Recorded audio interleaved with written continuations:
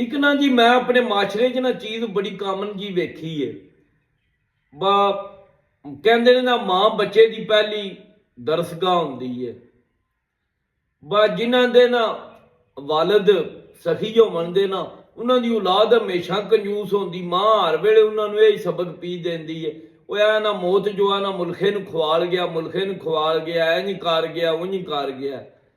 ਤੇ ਜੇ ਵਾਲਿਦ ਕੰਜੂਸ ਹੋਵੇਗਾ ਨਾ ਤੇ ਬੱਚੇ ਬੜੇ ਸਖੀ ਹੋਵਣਗੇ, ਕਿਉਂਕਿ ਮਾਂ ਹਰ ਵੇਲੇ ਪੀ ਆਖੇਗੀ ਉਹ ਇਹ ਨਾ ਸੱਪ ਬਣ ਕੇ ਬੈਠੇ ਆ, ਮੌਤ ਜੋ ਆ ਇਹ ਮਰ ਜਾਣਾ, ਕਿਸੇ ਪਾਸੇ ਨਹੀਂ ਲੱਗਦਾ ਪਿਆ, ਇਹ ਕਿਸੇ ਨੂੰ ਕੋਈ ਸ਼ੈ ਨਹੀਂ ਦਿੰਦਾ ਹੈ।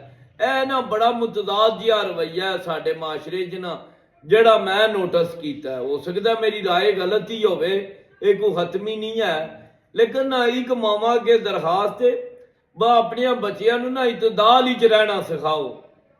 ਬਾ ਨਾ ਉਹ ਬਹੁਤ ਜ਼ਿਆਦਾ ਫਜ਼ੂਲ ਖਰਚ ਹੋਵਣ ਤੇ ਨਾ ਉਹ ਬਹੁਤ ਜ਼ਿਆਦਾ ਬਖੀਲ ਹੋਵਣ, ਕਿਉਂਕਿ ਇਹਦੀਆਂ ਦੋਵੇਂ ਇੰਤਹਾਵਾਂ ਹੀ ਬੜੀਆਂ ਖਤਰਨਾਕ ਨੇ।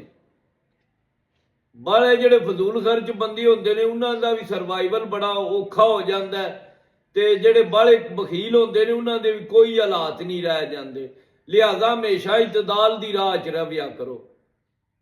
ਇੱਕ ਨਾ ਸਾਰਿਆਂ ਦੋਸਤਾਂ ਭਾਈਆਂ ਅੱਗੇ ਰਿਕੁਐਸਟ ਹੈ, ਜਿਸ ਤਰ੍ਹਾਂ ਤੁਸੀਂ ਟਿਕਟਾਕ ਤੇ ਮੁਹੱਬਤ ਫਰਮਾਉਂਦੇ ਹੋ ਨਾ, ਸ਼ਾਇਦ ਕਮਾਲਾ ਦੇ ਨਾਂ ਦੇ ਨਾਲ ਮੇਰਾ ਇੱਕ YouTube ਚੈਨਲ ਹੈ, ਪਲੀਜ਼ ਸਾਰੇ ਦੋਸਤ ਭਾਈਓ ਸਬਸਕ੍ਰਾਈਬ ਕਰ ਲੈਣ, ਮਿਹਰਬਾਨੀ।